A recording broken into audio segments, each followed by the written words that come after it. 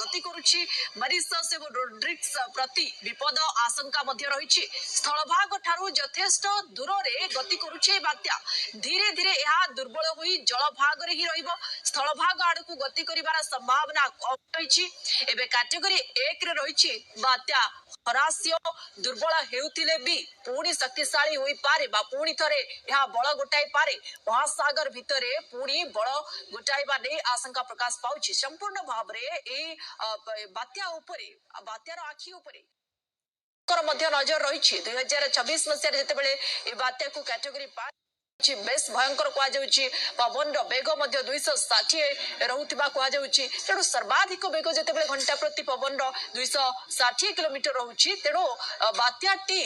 जदियो स्थलभाग मुहा हेबना कौन प्रकार एतेटा क्षति घटाइब ना किंतु यह जलभाग में दुर्बल हो जहाँ एक आश्वस्तिकर कथा तथापि विपद हुए तो पुणी घन पारे परवर्ती समय कौन प्रकार दिग परिवर्तन करें से संपूर्ण भाव में यहाँ पर नजर रही भारत महासागर बड़ बात्या हरास्य उपरे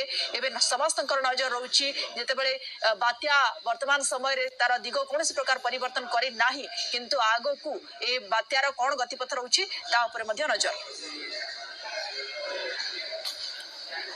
भारत महासागर रे चलित वर्षर प्रथम बात्या देखा मिली जहाँ कैटेगरी 5 हुई समुद्र भितरे घूरी बुलुची जदियो बात्या कौन स्थल भाग छुईब ना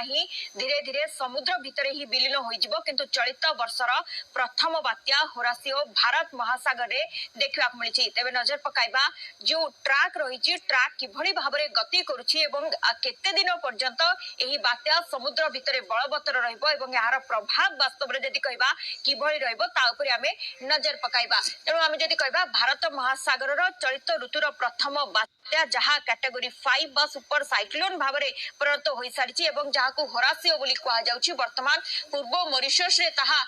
रहिथिबा बेले सह समुद्र भितरे ही घुरी बुलुथबा देखिबा को मिलिछि एवं जहाँ अनुमान करा जाउछि समुद्र भितरे पुणी थरे शक्तिशाली हरे जदियो वर्तमान आम यदि कहबा कैटेगरी 1 रे परिणत होईछि अर्थात कैटेगरी मॉरिशस रे उपस्थित निकट रे रहिछि एवं समुद्र